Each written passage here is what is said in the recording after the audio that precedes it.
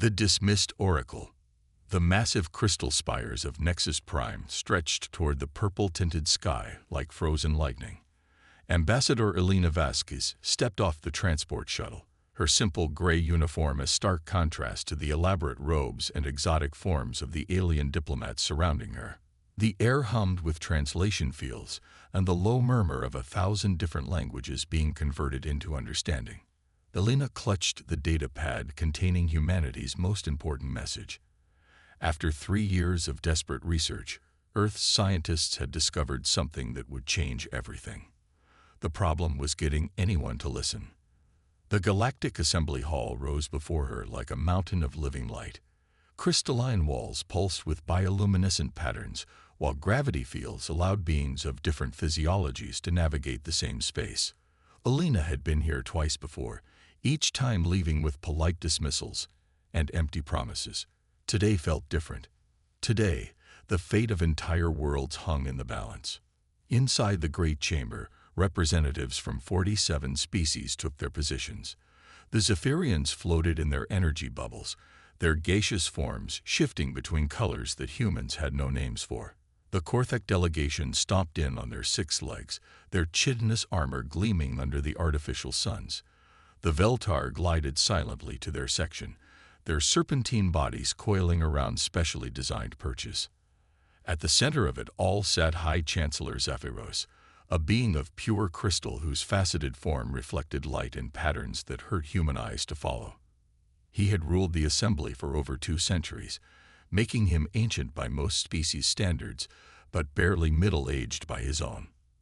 Elena made her way to the small human section, a modest area that reflected Earth's limited influence in galactic politics. Humanity had only been part of the assembly for 15 years, ever since first contact with a Veltar exploration vessel. In that time, they had been treated as the galaxy's youngest and least significant members. The session began with the traditional harmonics, each species contributing their unique sounds to create a symphony of cooperation. Elena waded through the opening ceremonies, her heart pounding with the urgency of her message. Around her, representatives discussed trade disputes, territorial boundaries, and resource allocation. All important matters, but none as critical as what she carried. Finally, High Chancellor Zephyros announced the period for urgent communications. Elena stood, her movement triggering the attention sensors that would amplify her voice throughout the chamber. Honored members of the assembly, she began, her voice steady despite the magnitude of what she was about to reveal. Earth's scientific community has made a discovery that threatens not just our galaxy, but the fundamental structure of reality itself. A ripple of what might have been amusement passed through the assembly. The Korthek delegation clicked their mandibles in a sound Elena had learned meant skeptical dismissal. Several representatives didn't even look in her direction. Elena activated her data pad, and holographic displays materialized above the chamber floor. Complex equations and dimensional models rotated slowly, showing the mathematical proof of what Earth had discovered. We call it the Sigma Protocol, Elena continued. Our quantum physicists have detected increasing instabilities in the fabric of spacetime itself. These instabilities are creating dimensional rifts that will eventually tear apart entire star systems.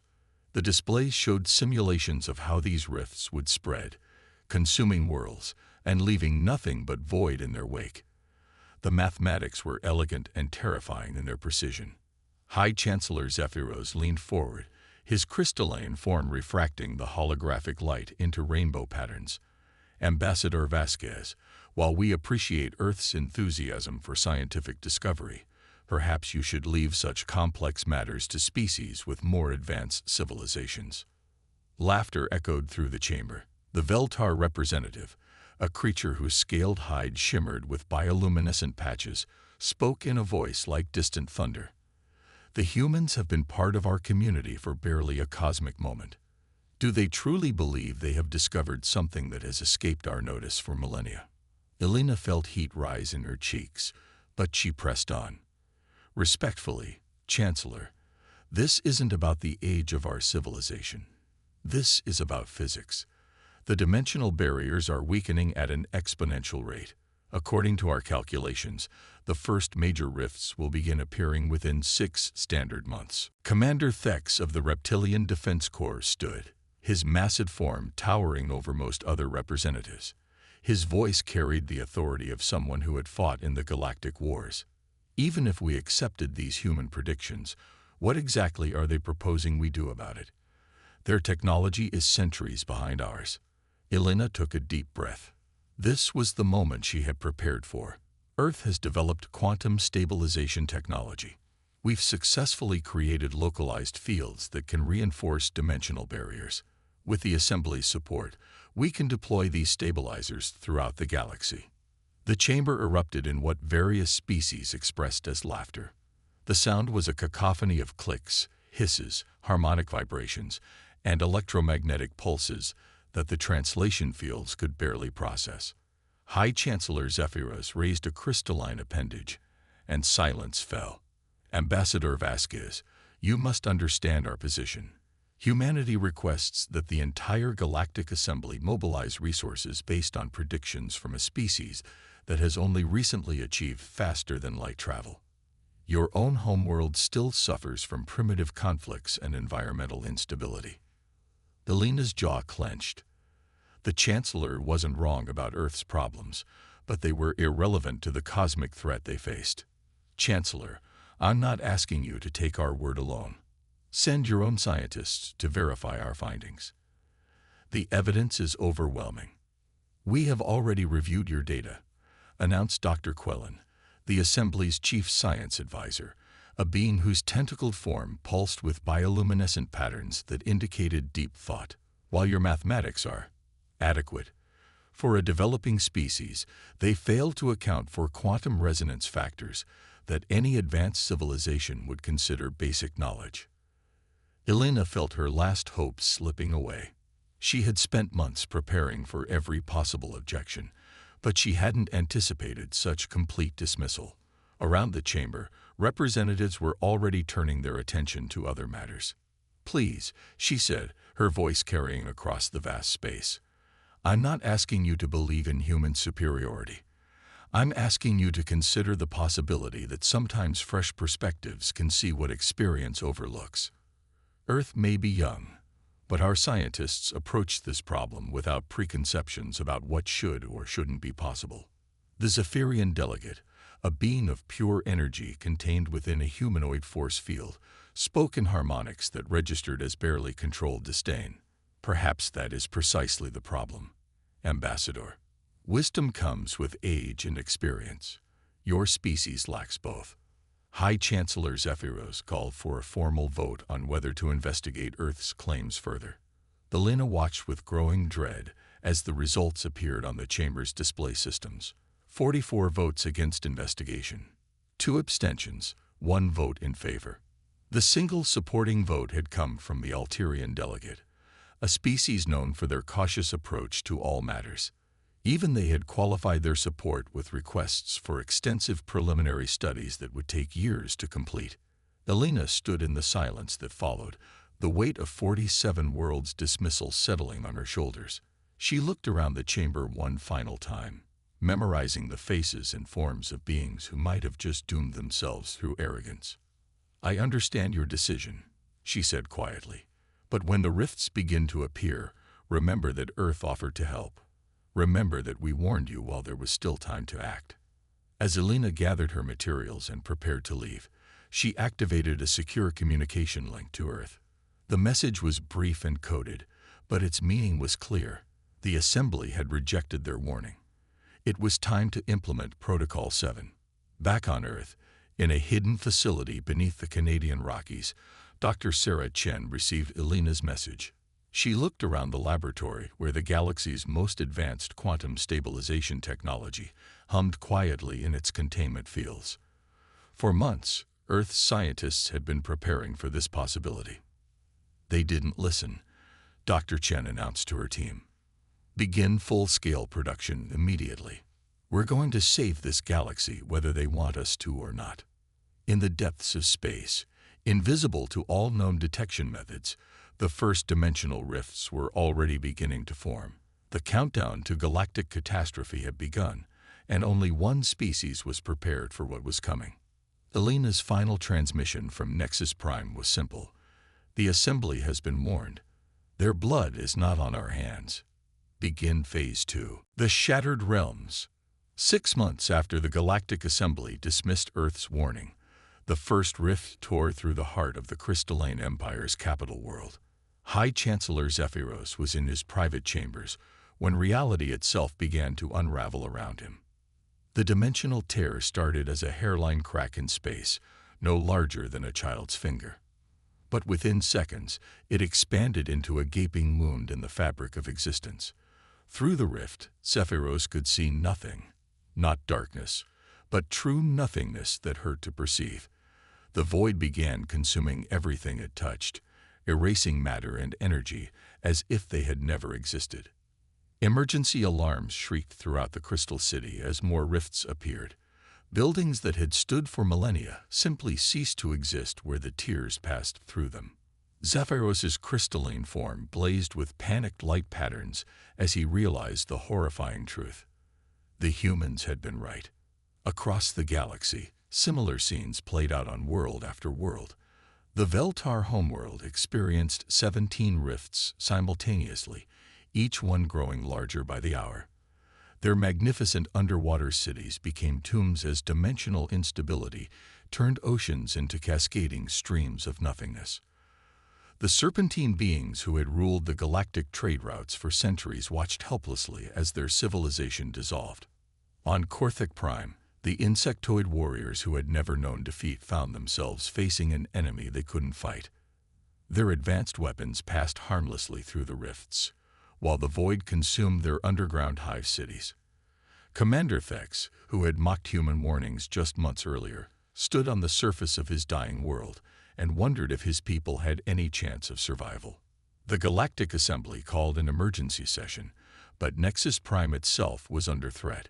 3 massive rifts had appeared in the system, and the artificial world's gravity generators were failing as dimensional instability spread through its crystalline structure. High Chancellor Zephyros materialized on the Emergency Council platform, his usually perfect form flickering with stress fractures. Around him, the surviving delegates appeared as holograms, many transmitting from evacuation ships as their homeworlds collapsed. "The situation is beyond critical," Zephyros announced, his harmonic voice carrying notes of desperation that no one had ever heard before. 43 worlds have reported dimensional rifts. 17 systems have already been completely consumed. Dr. Quellen, the Assembly's chief science advisor, spoke from his evacuation vessel, his tentacled form writhed with equations as he desperately tried to find a solution. "Our best quantum physicists are baffled. The rifts appear to be accelerating, feeding on their own expansion. Nothing we do can slow them down." That was when the transmission arrived. It came on frequencies that the Assembly had almost forgotten, carrying the simple identifier of the human delegation. Elena Vasquez appeared on the communication screen, but she was no longer on Nexus Prime. Behind her, the distinctive blue-green curve of Earth filled the view. "Honored members of the Assembly," Elena began, her voice carrying a weight that hadn't been there during her previous appearances. "Earth has monitored the dimensional instabilities throughout the galaxy. We are prepared to offer assistance." The chamber fell silent. After months of catastrophe, the species that had been dismissed as primitive was offering help to civilizations that were thousands of years older. Commander Thex, transmitting from the last intact city on his homeworld, spoke first. "Human, our scientists say these rifts cannot be stopped. What can your young species possibly do that we cannot?" Elena's expression remained calm, but her eyes held the confidence of someone who held the solution to an impossible problem. "We've been preparing for this since the Assembly rejected our warning. Our quantum stabilization technology has been refined and mass-produced. We can deploy dimensional stabilizers throughout the galaxy." "Impossible," Dr. Quellen declared. "The energy requirements alone would exceed the output of multiple stars. No single species could generate such power." Elena smiled for the first time since the crisis began. "You're right that no single species could do it alone. That's why Earth has allied with 17 other species that the Assembly has consistently overlooked. The screen changed to show a massive fleet emerging from hyperspace. Ships of designs that most Assembly members had never seen before moved in perfect formation. Some were clearly human vessels, their angular lines and efficient designs reflecting Earth's practical engineering approach. But others belonged to species that had been dismissed as too primitive or too isolated to matter. The Terran Coalition includes not just humanity, but also the Alterian Collective, the free worlds of Centauri, the nomadic fleets of the Outer Rim, and many others. Alina continued. While you debated, we acted. While you dismissed warnings, we prepared. Captain Marcus Webb, commander of the human flagship New Geneva, appeared alongside Alina. His weathered face and steady eyes spoke of someone who had seen combat and emerged stronger. Chancellor Zephyros, we have quantum stabilizers ready for immediate deployment. But we need coordinates for the worst affected systems. Zephyros's crystalline form pulsed with conflicting light patterns. Pride warred with desperation as he faced the reality that his ancient civilization needed saving by species they had considered inferior. Captain Webb, What are your terms? Elena stepped forward. There are no terms, Chancellor. When civilizations face extinction, politics become irrelevant. We're here to save lives, not to negotiate advantages. The first stabilization mission launched immediately. Human ships, their hulls bristling with quantum field generators, entered the Crystalline Empire's capital system. Captain Webb personally led the dangerous mission to deploy stabilizers near the largest rifts. The technology that Earth had developed was unlike anything the galaxy had seen. Instead of trying to fight the dimensional instabilities directly, the stabilizers created reinforcement fields that prevented new rifts from forming while gradually healing existing ones. It was elegant, efficient, and it worked. On Korthek Prime, Commander Thex watched in amazement as human engineers worked alongside his surviving warriors to deploy portable stabilizers. The insectoid commander who had once dismissed human capabilities now found himself learning from creatures he had considered primitive. Your people, Thex said to the human engineer working beside him. They knew this would happen. How? The engineer, a young woman whose name tag read Martinez, looked up from her equipment. We've always been good at seeing patterns that others miss. Maybe it's because we're used to being underestimated. You learn to pay attention when everyone thinks you're not important. Throughout the galaxy, similar scenes played out. Human ships and their coalition allies raced against time to deploy stabilizers before more worlds were consumed. The technology worked, but the scale of the crisis was enormous. Every minute counted. Dr. Sarah Chen, now aboard the command vessel that coordinated the stabilization efforts, monitored the galaxy-wide deployment from her mobile laboratory. The quantum field equations that had seemed impossible to most alien scientists flowed across her screens like poetry. Status report, she called to her team. 87% of critical systems now have stabilizer coverage, came the reply. Rift expansion has stopped in covered areas, and we're seeing healing rates of approximately 12% per standard hour.